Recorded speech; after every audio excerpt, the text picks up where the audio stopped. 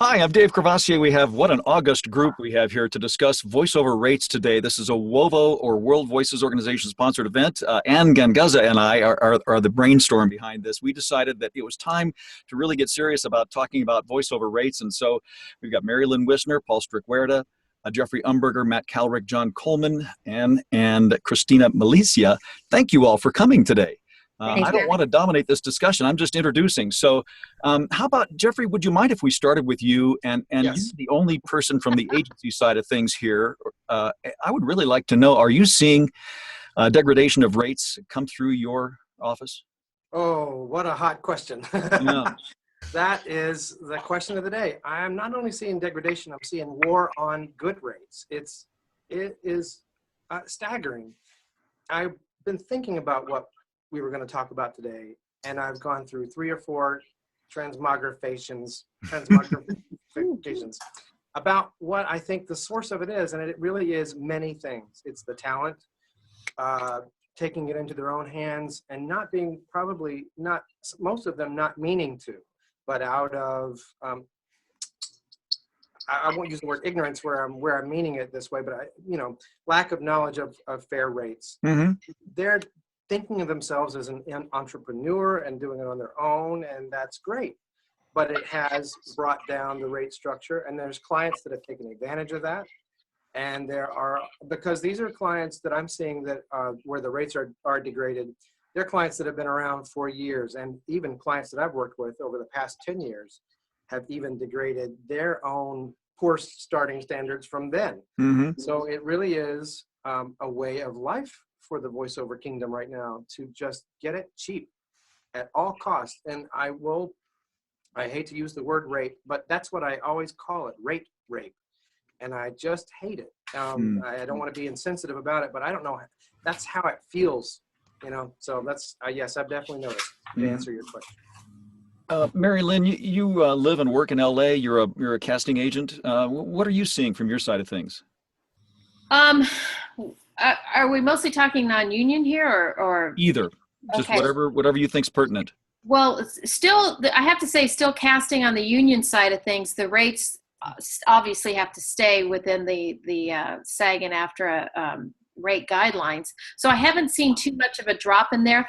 However, what I've started to notice is up until about maybe 2 years ago on a union spot where they would, say they're going to run a spot for many, many cycles. Pretty much now everything is coming in only one cycle. So I don't know if that's a way of, kind of cutting back the rates. That's what I've been noticing on the union side. As far as the non-union goes, it's pretty much exactly what Jeffrey said. It's kind of like, we're going to throw a rate out and you see who you can get for that rate. And what I've been trying to do is say, I'm not going to put any call out unless you offer the talent this amount or something like that. So most of the time I have clients that are pretty respectful of that amount that I would put out for the talent. But there are some that say, oh no, we'll just go to a pay-to-play site and get it done, and there's nothing I can do about that. I wish them well, and I say, Jeffrey's dying over there. You'll be calling me back in about, a week when you didn't find anybody that was, up to par or whatever. Yep. And oftentimes that does happen. So that's pretty much, what I see on my end of things. And the floor is yours.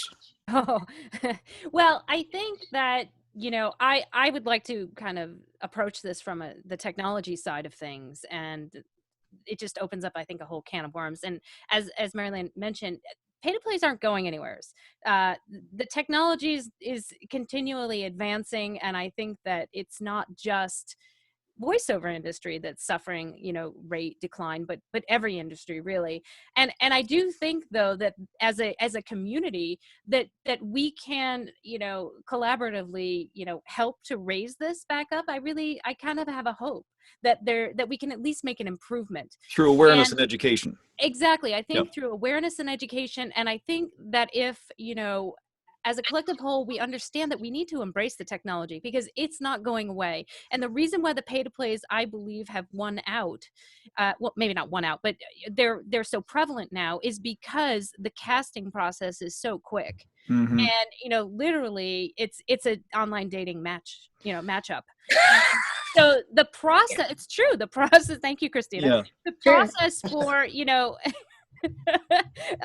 traditional casting is a little bit, takes a little bit longer, and I'm not saying that it's not worth that process, but I think that the clients who are need a quick voice, which always seems to be the case, right? Everything is digital these days. We are continually that's how we shop these days. And so we have to, I think, as a community, understand that this is the way the marketplace is going, that things are happening digital, and that, perhaps we can advance towards a more digital process for, casting ourselves. Okay. I want to work towards a question for Paul, because I know he has strong feelings about pay-to-plays. One of the things that I see wrong with pay-to-plays, and you're right, they're not going to go away, but the things that I'm seeing that are very frightening about pay-to-plays is that it's a bidding process. So we're always driving down the rates. We're making the voice actor a commodity. And they're doing some things, especially one of them is doing some things that I think is pretty nefarious. For instance, they're getting some pretty good jobs in, and they're taking a huge cut out of the client offered scale and then offering it, on the other hand, to their voice actors for quite a bit discounted. And someone in the middle is getting that profit. Paul, do you have a comment about that? Yeah, Jeffrey called it rate rape. I call it predatory pricing. And I agree with Anne. Technology has changed a lot. It's become a lot easier for people to enter this business. A lot of people start playing the game without knowing the rules. And one of the things that has made it easier is just join a pay-to-play. Yep. Pay $300-400, and the minute the money is deducted from your credit card, you start getting invitations for auditions. And then I started a number of years ago when I was naive, and I said, hey, wow, $150 for 60 seconds? That's not bad. I'm going to see if I can audition for that.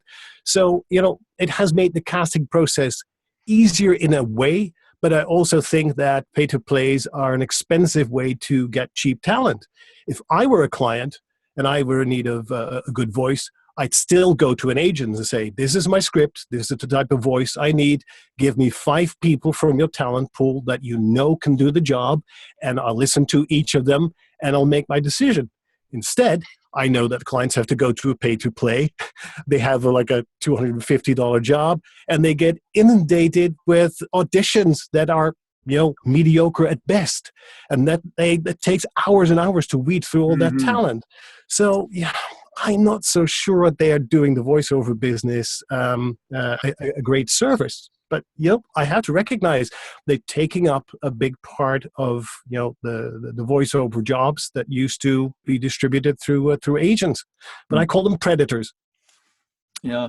Matt Cowlrick, I really wanted you on this conversation because during WoVOCon, you brought up a great subject. We had a whole session on the non-broadcast rates that are becoming so popular. I mean, we're talking the ads that preview any YouTube video. We're talking, the e-learning or the web jobs. This is outside mostly union purvey. It's a wild west of rates. No one has really set rates for this yet. What is your take on all that? Well, like we've been discussing so far on how the platform has changed and how we operate, so has the media that we're able to work in. And I think the dangerous precedent so far has been that because it was classified as non-broadcast, that web work became non-broadcast rates. And that meant that everything that was published on the web and that we did voiceover for is under this blanket that is not in line with commercials, broadcast like radio and TV. But now that's changing, and clients or brands and companies are able to book big, huge number of impressions and exposure through things like YouTube in-stream advertising, Instagram video, all sorts of stuff. We're all on websites these days where we're trying to watch a video or just read an article and a video pops up. So that is media that the advertisers are making big money on, and that the client, again, is getting a huge number of impressions. So the way I see it, we are needing to shift how we negotiate rates for those new types of mediums.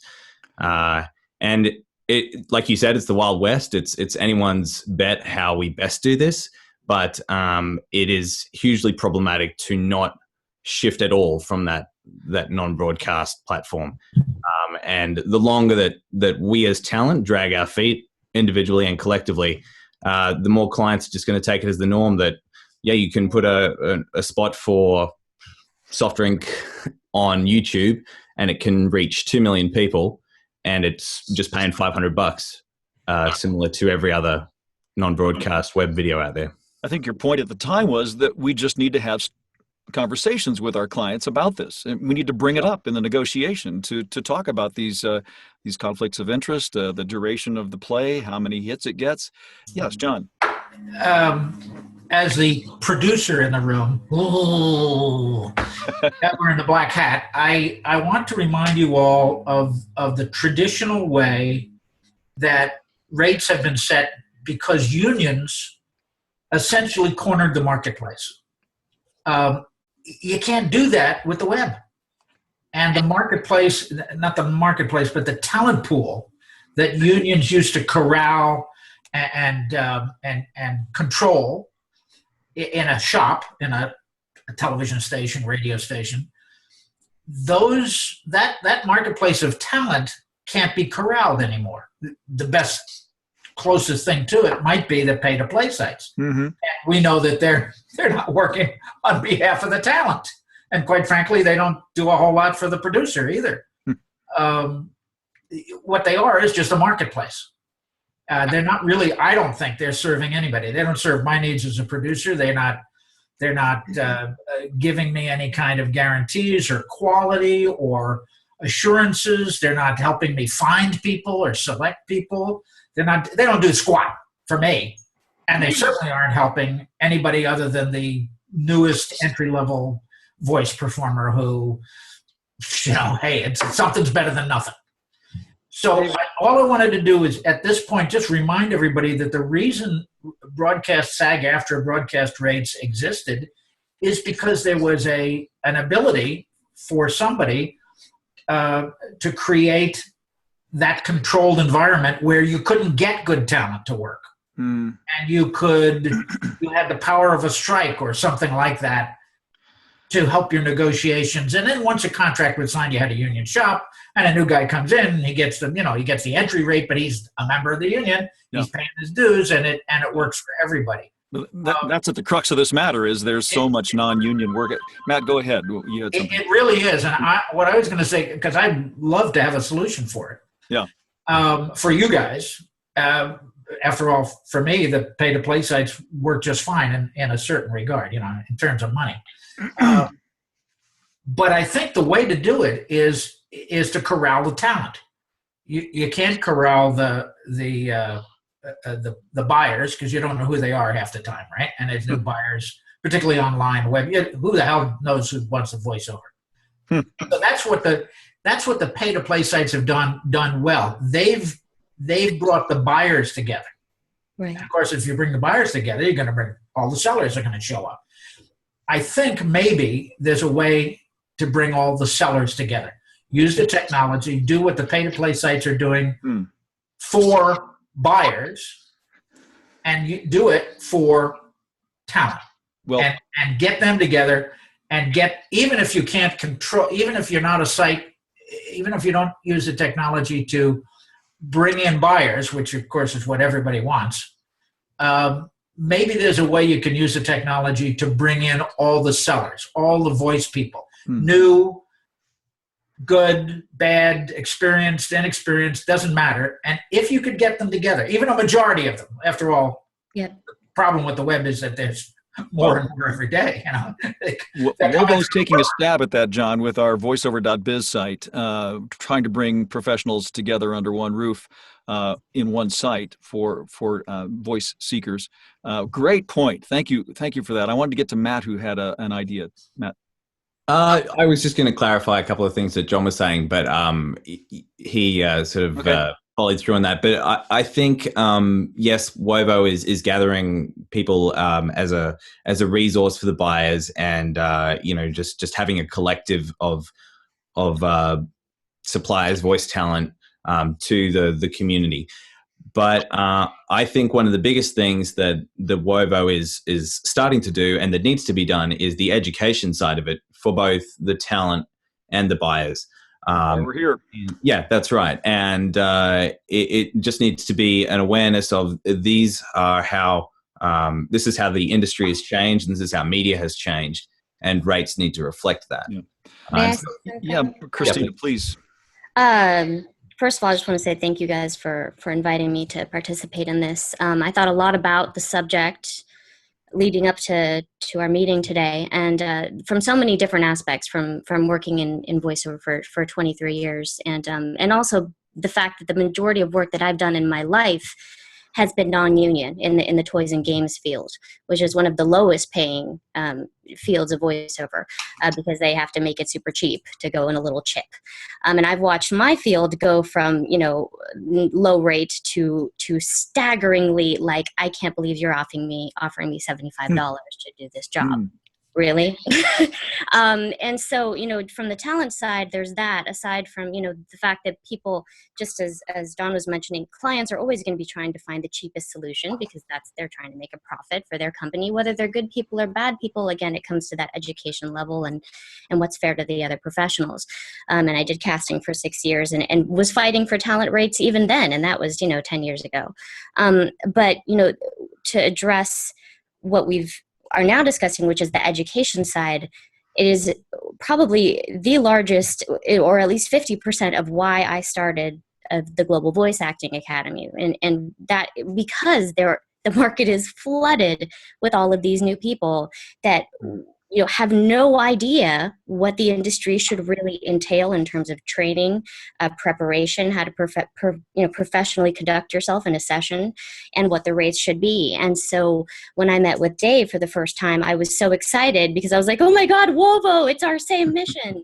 So, and again, I totally agree. It's this education process that's what's going to make the difference. Corralling the talent with places like voiceover.biz. I encourage all of our people that come through the GVAA, I tell them about WoVO, about the fact that these are the industry standards that they need to learn about. And because most of these people, just as was being said, they have no intention. They don't want to hurt the industry. They really don't. They just don't know any better. And that's why I also made the company, a virtual market, a virtual learning center, because there are all these people that aren't in New York, that aren't in LA, that aren't in San Francisco, in these major cities where they actually can study with somebody in person, or these other places that are a center of voiceover education or acting education. So the more we reach out globally to all of those people in between, where pay to play as their only option, hopefully we can find a way to bring those people into getting mentorship and education, and incorporating them into what should be professional and is fair. So. Thanks, Cristina. Mary Lynn had her hand up first, and then Ann, and then Jeffrey. And kind of tagging along there, Cristina, we've been trying to do that at any of these voiceover conventions we go to. Dave and I were on a panel. Jeffrey and I had been on a panel before. And you're right. The people that we really need to address are the people not in the major cities, because they're the ones that are making a really great living or trying to make a living on these pay-to-play sites, and they just don't know. And it's really not their fault. They don't know what, it's completely, I signed up for this thing and I'm making, this is what I've always wanted to do. So the other problem I notice, and this is kind of just a personal thing coming from the casting director's perspective, where used to be years ago, I would get on the phone and, I would do my marketing and cold calling, and this is what we offer, and I can cast your, and it, be great. And what I've noticed in the last couple of years, and it's sort of daunting, is when I'm calling producers and, you know, introducing myself if I haven't worked with them before, they don't even know that there's such a thing as a casting director who's not associated with a pay-to-play site. So I'm in this whole thing of re-educating. It's exhausting. It's exhausting. So, you know, when I say, yes, I've been doing this 25 years and I cast major campaigns and so on. Oh, you mean I can actually work with a person? And yes, and I can guide you along. So I'm coming at it from that perspective, from a coach's perspective, where I'm working with talent. You know, and it is this, I get so frustrated with these pay-to-play sites because you feel like you might make 2 or 3 steps ahead and they just shoot you back 5 more steps. And if there's a way that we can, you know, I mean, they, you know, they are bigger than I am. There's not, you know, I'm like this little guy now trying to, you know, stay ahead of them. But there's just got to be some way we can educate advertising agencies and production companies first, that, you know, there's professionals that can do this better than what they do in a much more professional and getting you better talent and so on way. And then, you know, what I subsequently do then with my clients, especially if it's a non-union project, I handhold them and I always try and say, can we make this union? It's really easy to do. And I show them, you know, I can take you to a signatory studio, whatever. And if they don't want to do it, at least I tried. And then, like I said earlier, you know, I'll at least try to set some, you know, decent rates for the talent. But I'm trying to find a way, from my background, from my, you know, where I come from, you know, how to educate the buyers of voices to, you know, better services, you know, going to reputable agents, going to reputable casting people, and so on. And yeah, I mean, what Ann said earlier, the technology has taken over and these sites are not going anywhere. I agree, but there has to be a way, you know, somehow that we can coexist and not feel like we're just being squashed. Yeah. And did you?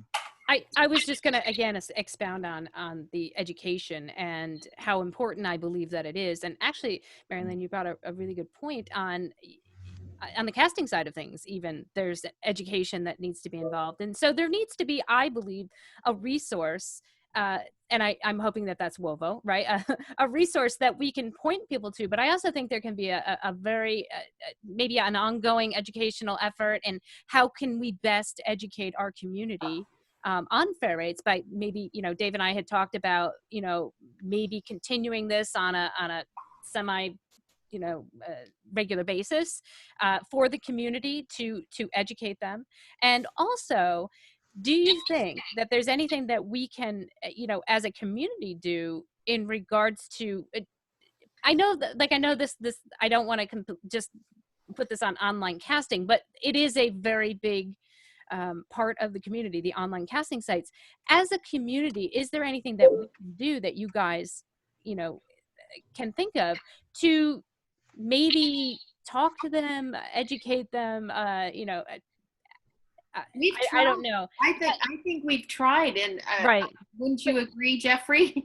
You know what's so interesting is if you look at what's and I have you guys been on Facebook recently with this whole big fiasco with the dentist from, I think. Oh yeah. Yeah. So if you look at what the online community has done, literally he's got 2,000 Yelp reviews now that are killing his business.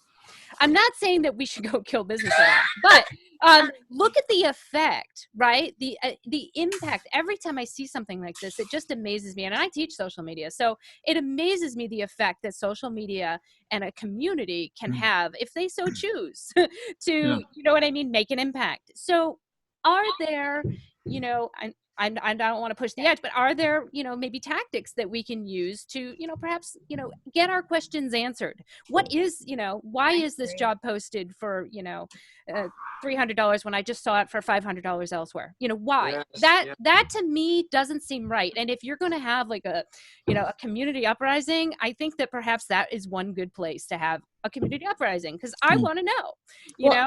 I mean, my hope is that the voiceover.biz, I mean, as soon as I heard about that, I was like, oh my gosh, this could be the one place where truly good, verified, professional talent can differentiate themselves from the pay-to-play sites. Okay, if you want to do it cheap and have it, okay, or, and sort through 2,000 different auditions, that's your choice. Or you can go here and find someone who truly knows what they're doing. Their home studio is beautiful, they're reliable, and you have all of those things. I know that that's all of our vision for voiceover.biz, and I continue to support and direct people towards that because it's such a fantastic way to do it. I don't know if there's a way to, it's hard to say, boycott the pay-to-play sites. I'm sure there's people that make good money off of there. But, making that difference between this is the quality you get there and this is the quality you get here. I just want to make that clear that I wasn't suggesting that people boycott them. Right. I just, would like some answers. Still. And Not a bad idea. what happened? What happened? Boycott by not signing up. Maybe, what happened to that money? I want to know. And I think that there's some things happening that aren't right. Yeah. And I think, definitely. Oh yeah. and I think that as a community, maybe we can stand together. I mean, we've got some social I think media we should. prowess. Well, Paul, let me ask you, Paul, is the cat out of the bag? Is this recoverable? Can rates return from the depths that they've gotten to? Well, I think that we talked about clients, we talked about the pay-to-play sites. It doesn't start with the clients, it doesn't start with those sites, it starts with the individual talent. And as long as we have people that treat it as a hobby and not as a profession, this industry is going to be in big trouble. Because there are people who are happy to make some beer money and they don't care about you, they don't care about WoVO, they don't want to hear anything about it. They just want to play around a little bit on sites like guru.com or sites like Fiverr. But I do believe in the power of people coming together and making a statement. And I think one of the best things is if you don't like the systems, such as a pay-to-play, don't support it. Don't send your money there. That's the only thing I'm convinced that will make them listen to us. If we withdraw our funds, they will implode. And I'm still hopeful that at some point that will happen because I don't think they're gonna up the rates. They have minimum rates, most of them. And so many people have asked, why don't you up those rates? No, we're not gonna do it. We're here for the mom and pop store. We're gonna price ourselves out of the market. But it starts with the individual responsibility of the talent. You're running a business, not a charity. And many people don't know the difference between a career and a job. Yeah, I see. Absolutely. And you need to treat it as a business. And part of that is that need to know how to value your services and how to price for profit. If you don't know how to do that, I don't even think you have business being in this business. You're just an amateur. John, you had something. Sorry. Oh, I was just going to interject quickly. If you were able to corral a majority of the people who think of themselves as voiceover talent, I don't know whether they all are or not, but they think of themselves.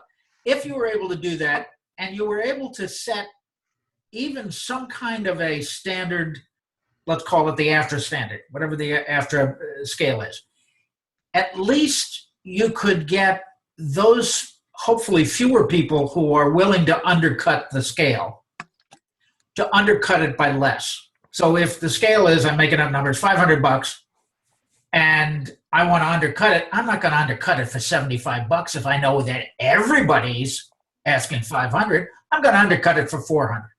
Now extrapolate that to where the market is today. What you've got is the Wild West. You've got people doing stuff for $50.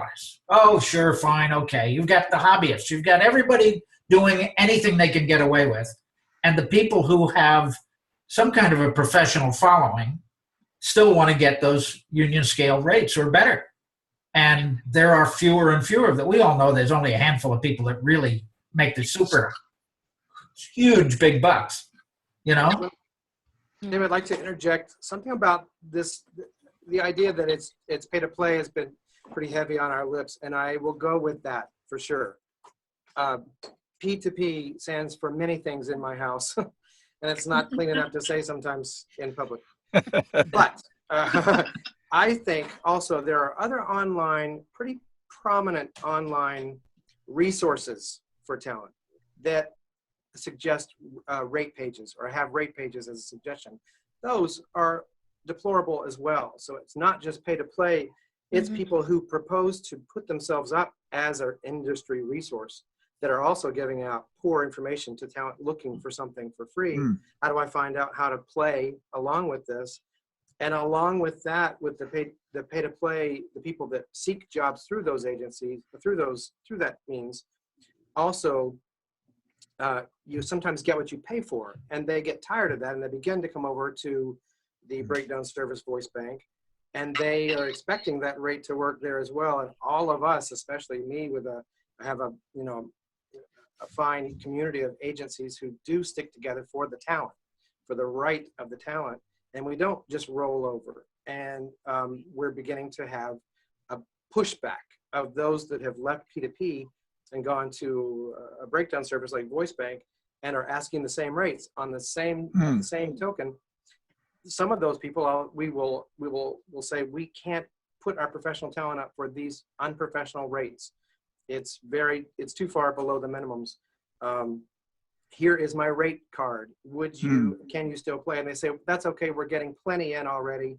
We'll go with what we get in. So that means we don't have a fighting chance unless we, as voiceover.biz or VO, whatever it is, where you Yelp, VOYelp.com, where we can say, we can name it and tame it. We can say that Hasbro has raped, Walmart has raped. I'll do it all day long. I have a list as long as my left arm of people and companies that I have put into all my life from a kid up that would pay for one of the jobs.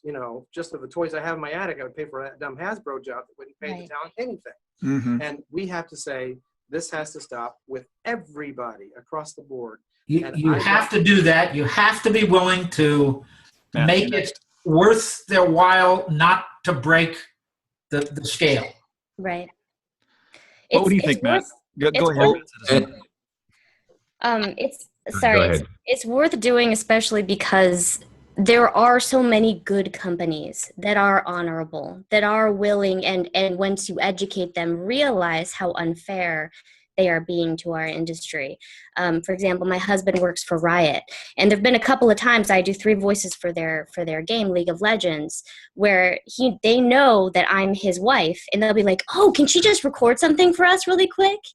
And they're the biggest video game company in the world, and some of them internally have absolutely no idea.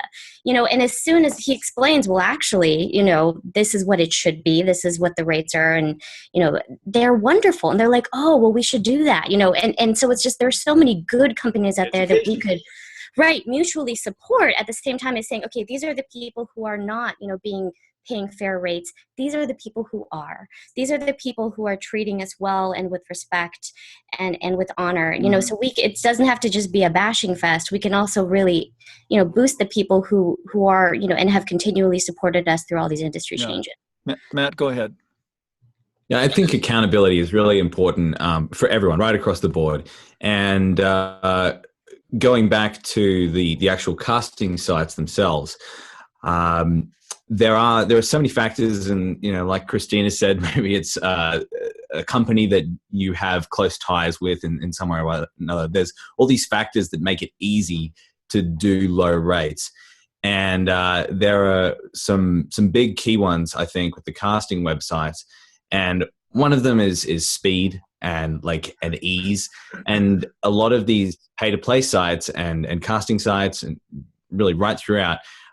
There's a lot of misdirection going on, and talent need to be really careful of that. And I think in any element of a talent's career, they need to take the same meticulous care that they would in picking a coach or a demo producer.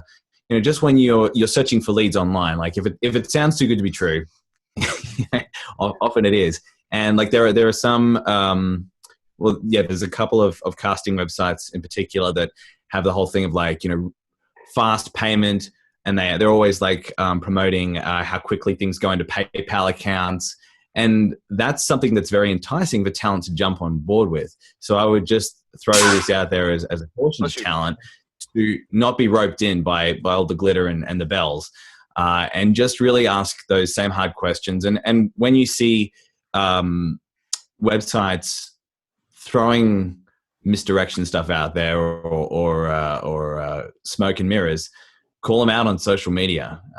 It's an easy thing to do, and it works for the general consumer market. Like when a company does something egregious, customers are just like, "Hey, these guys suck" on Twitter, and they're like, "Okay, sorry, we'll stop." It's a really easy way to do it. I think Anne was kind of alluding to that before, like using social media to make a change with this. And it's one of the ways that we can do it. Embarrassment is powerful. I'll help teach people if they want. My Social rant, media to ostracize the bad guys is like putting a picket line in front of their store. yep. Mhm. Some people will cross it, but a lot of people, at the very least, you'll get a lot of people to say, "Oh, I never realized they were that kind of a company," even if they go in the door. And I think it Right. was Mary Lynn or I still maybe think Mary Lynn it's or so Ann. overwhelming though, because they have. I mean, I'm all on board on that. And in social media, I think most of us are Facebook friends, and you see somebody will start a spewing off about one of the sites, and then everybody chimes in.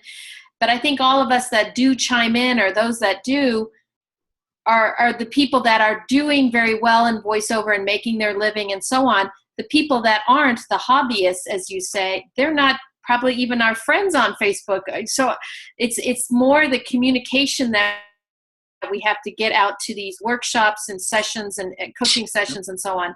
And one thing I wanted to bring up, I always found it very interesting, I started out in the business as an agent, voiceover agent, and then got into casting. But for years, even before the pay-to-play sites, when an LA talent booked a radio job, there was a thing known as LA scale, which was significantly more than scale.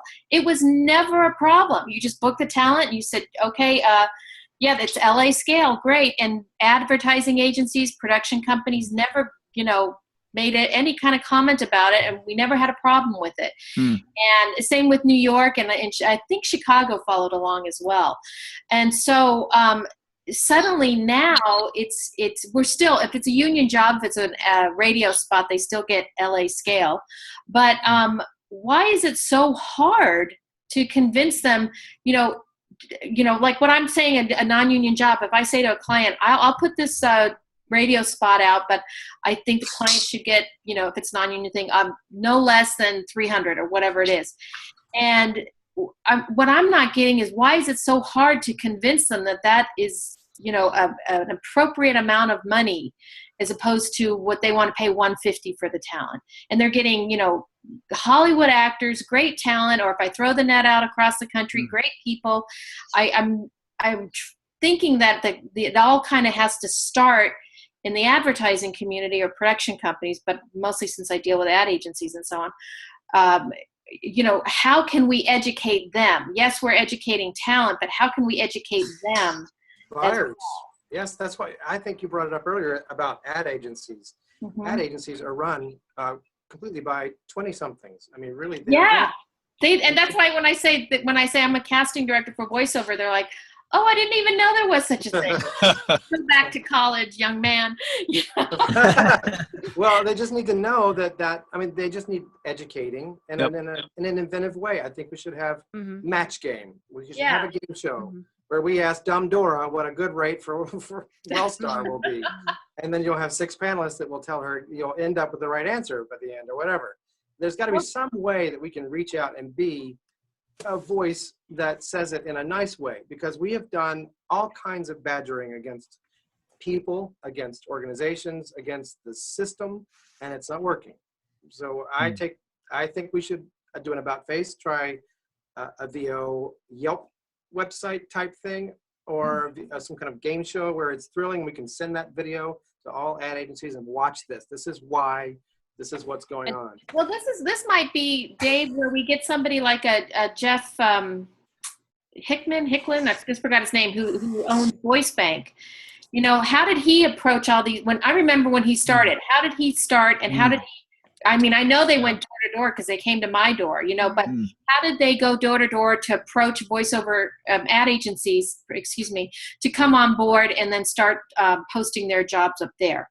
So, if we can find out how somebody like him, because he's pretty cool, but how did they get to these people? I mean, aside from maybe us all taking an ad out in Ad Week or something. I don't know.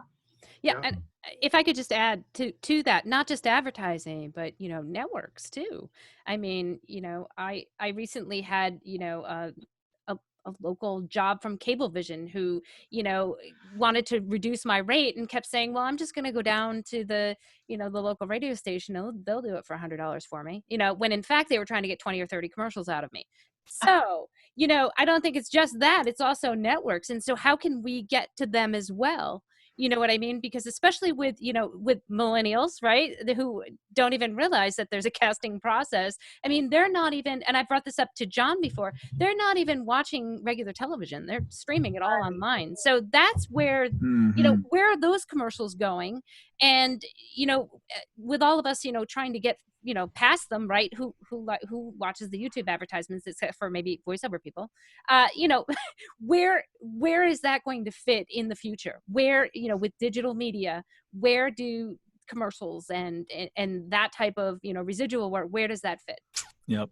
My rant in all this is where is the union? Outside of New York, LA, and Chicago, the union doesn't seem to care about voice talent, period. And even in those three cities, they don't care a whole lot, it seems like. We should all be sticking with the SAG-AFTRA rates, but the union doesn't consider many of these people in the so-called flyover states as even worthy candidates for being a member. And frankly, they're way behind on the digital media thing. Yes, they are. Agreed.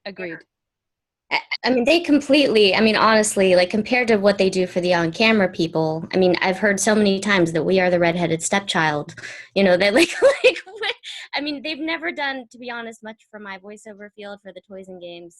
So I was a voice talent for 20, I don't remember, almost 20 years before I went union. And it's because that was my entire industry. That was all of my work. But again, now, especially with the technology changes, there's more voiceover work than ever, and there's no one regulating it. No one regulating it, just as, I think Matt was mentioning before.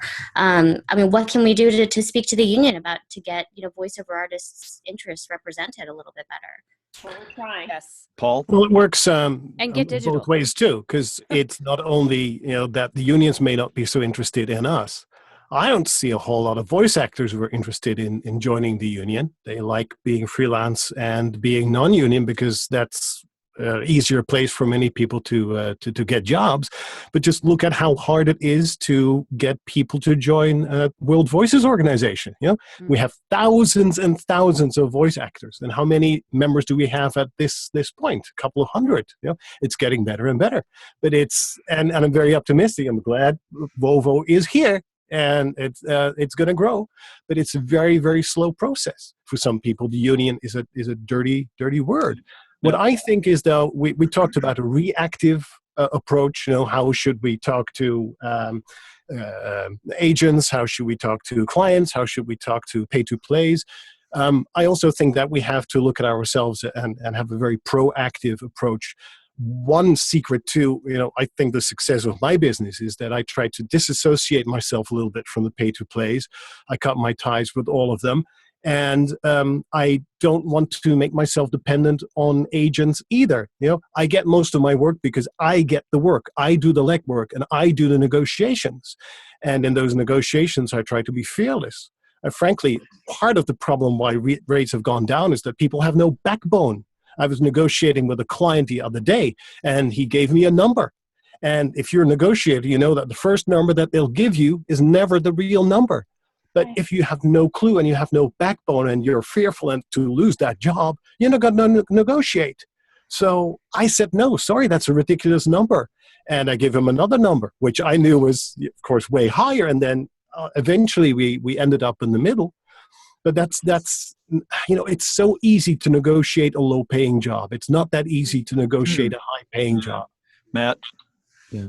Or a And fair-paying I job. think in this, and I think in this environment where there's a lot of fear, I want to jump back to something that Jeffrey mentioned, which is just like the tone of how we are pushing for the change. Like if it's very aggressive and sort of shaming, that's not a nurturing environment, especially for talent. I think that talent have a lot of pressure on them Like Paul said, there's a lack of spine, and yeah, that's some people just aren't meant to thrive in this business. But then there are people who really want to make a go of it, and they want to be good to the industry, but they have all their external factors of life, and then there's what is happening in the deal that they're trying to broker as well. Like they might be feeling the pressure, and they just sort of cave. And I think that a peer environment of you're a loser because you take these rates and all that, it's not positive. And I'm not saying that we should all be sunshine and lollipops, but I think that an industry like WoVO can foster a real mentor and peer environment where I'd be happy within WoVO for someone who's like right in the middle of negotiations with the client to just contact me. And if I'm available, I'll say, no, you need to absolutely go for more than that because you're worth more than that. And here is what people around you are charging. I think it needs to be positive, and people need to have a spine, but we don't want to push them down. Yes, we do. If WoVO or any of these other organizations had some kind of way to legitimately say, oh, we can prove this is a professional, they're worth the money, they've got X years of training, they've done some kind of credentials. We do that. Then your organization can become what the good unions do. The good unions not only negotiate rates and working conditions, but they also give training. They also, like the old medieval the guilds. journeyman. What are they called?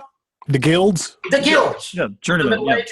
The guilds came together to do the same thing, and they would almost guarantee that somebody was, if they were a master, they had legitimately come to that level of expertise, or they were a journeyman, or they were an apprentice.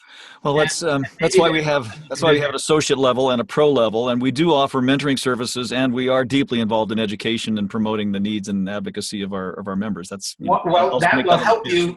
That will help you demand a certain level of pay. And I was also going to say that there's always lots of organizations.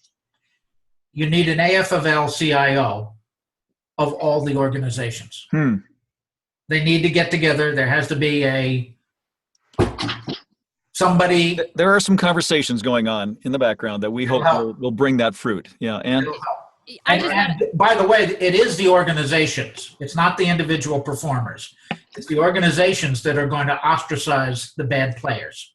They're going to ostracize the people because they can do it without me, the actor or the voiceover talent, being a bad guy. Yeah. Yeah. And I just want to say that, WoVO, I definitely, am full-heartedly, in support of. And I'm just, from my own experience, know that WoVO needs support. WoVO needs, for voiceover.biz, that takes, it's a lot of work to run WoVO and the organization. And just knowing that, I think that we need to, maybe call for volunteers that can, that can help really, build WoVO to the point where it can be. I mean, WoVO can be that force in the community, which it is already, but it needs help because I know how much work is involved. I've been. Well, let me offer. Thanks, Ann. Yeah. Let me offer what little I can, which is MCA-I, which is a national organization, not very big. It's diminished over the years, like a lot of professional organizations. But let me offer that to you as a support. So I can, please send me some information. We have to write some articles, put it on the MCA-I website, send it out to the members. There's lots of voiceover members of MCA-I who will have an opinion on it. Yeah. Well, we're a industry trade association like you are, John, and I will take you up on that. I'll be sending you some stuff to follow up. Right. And Dave, you know that we support you 100%, and we encourage all people to go to WoVO. We are growing. We're closing in on 500 members, which is, I think a nice round figure, and we want to go beyond that. But Paul's right. It takes sometimes it takes a mass quantity. We have to reach a critical mass before people will start noticing. Still, we want to integrate our programs.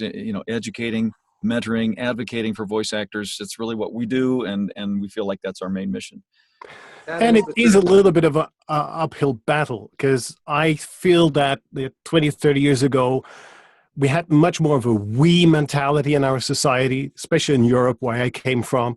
And now it's much more the me mentality, and many organizations, religious organizations, but also trade organizations have trouble getting members and people to pay their dues. So it's not only a problem in our industry. I think we should pursue all avenues. At the same time, I go back to the individual voice talent. You got to approach your career as a professional. You got to read up. There's so much material that's already out there. You don't have to wait for the World Voices Organization to have a training or a seminar or a webinar. One of the books that I knew nothing about money. I'm very bad with numbers, but one of the books that was an eye-opener for me is this here. It's called The Money Book for Freelancers, Part-Timers, and the Self-Employed. It's written in a style that I can comprehend, and I don't like numbers at all. But this really gets you to think about, how much do you need to make in order to break even? How much does that translate to per day, per week, per hour, per minute even? And then you figure that out for yourself. And then you got to think about, oh gosh, how does that translate into a rate that I can live with? And what does money mean for me? What do I want? It's a means to an end. The only But to thing I what can end? do at this end, receiving offers, is to field them and to express when they are charity-based rates or company rates that need to come up. I tell someone that's below what I offer for charity jobs.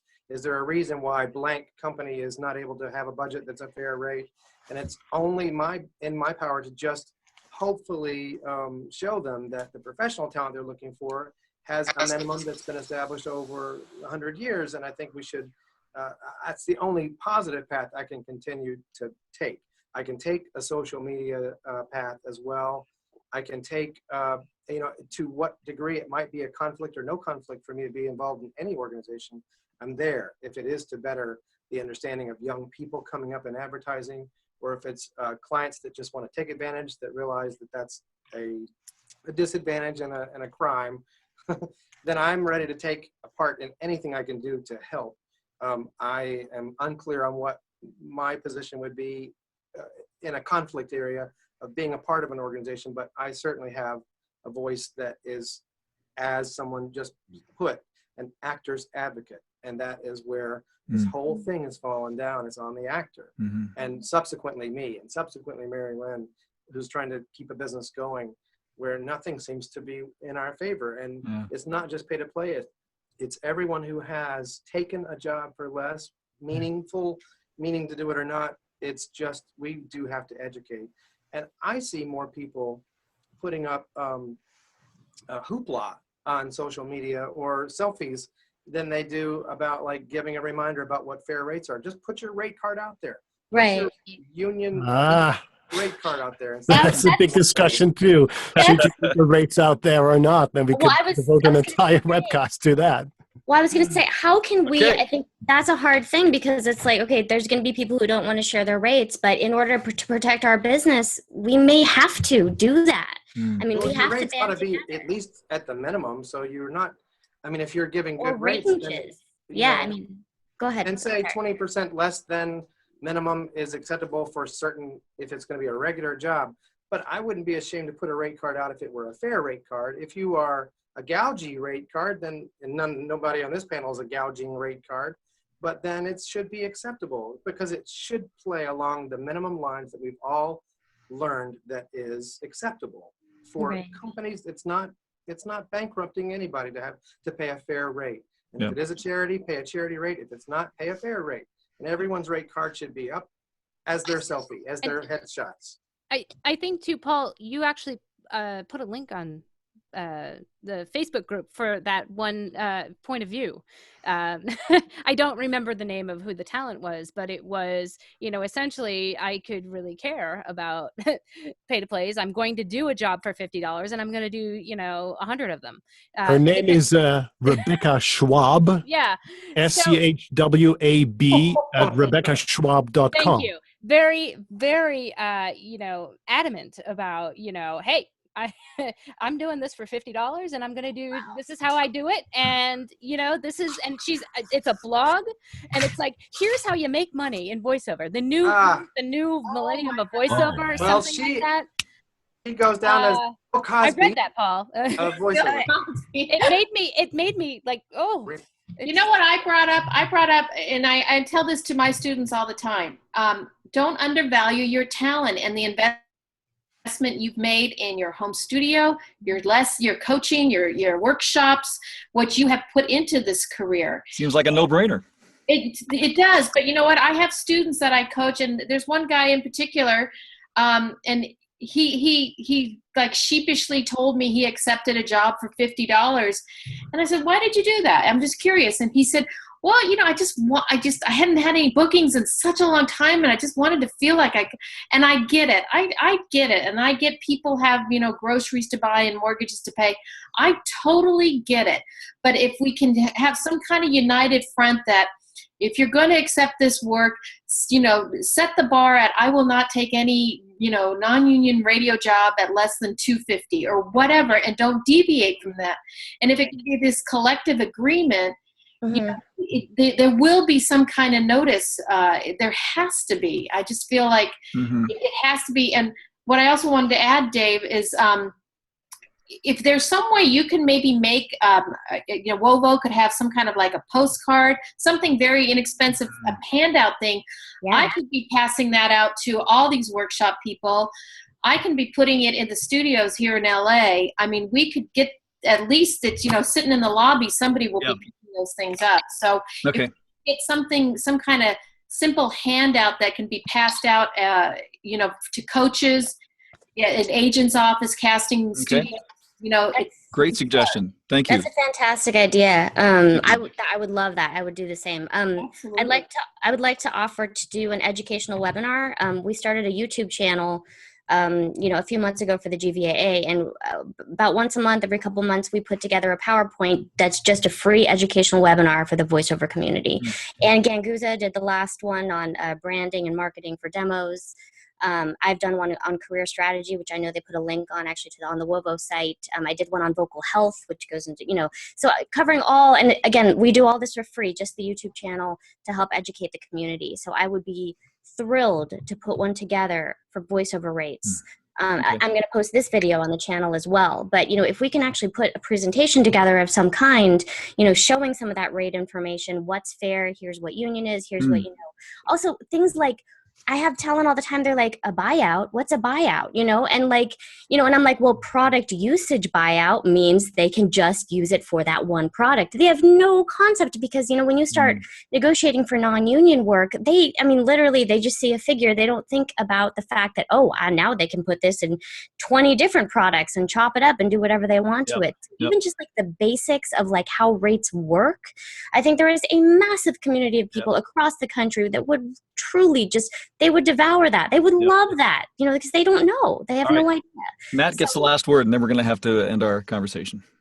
Well, it was just going to be a quick dovetail into something we were talking about before, because Cristina kind of brought up a very important point in the context of what we're talking about today with, you know, the industry, how the industry will be in the future. And I just want to say on the notion of buyouts and usage, you need to be very careful about how you are allowing your clients to use your work, because just like it did back when in broadcast, broadcast is still a big dog, but if you did a commercial for $2,000 for TV, and it was just a buyout in perpetuity, and you've never seen that money before and that much money before in your life, and you're like, yeah, sweet. And then 5 years later, along comes a conflict and they say they want to book you for a gig that's 25 grand a year or whatever. And you have this long lasting conflict, which means you can't do that job. I would just say to be very careful with web and with any other mediums that you do work for these days, because any medium. Any medium. Yeah. Just think about how it's being used And could that come back and bite you in the future? Have the conversation. Folks, I really want to end this hour long, not because it's not at a great point. We could keep going for a lot longer, I'm sure. Maybe we can do a part 2 later on. I just want to express my appreciation to each and every one of you for joining in the conversation, because I think the conversation is important, and we have to have as many of these kind of conversations as we can until the message gets through. I'm going to end this recording now. Thank you all again.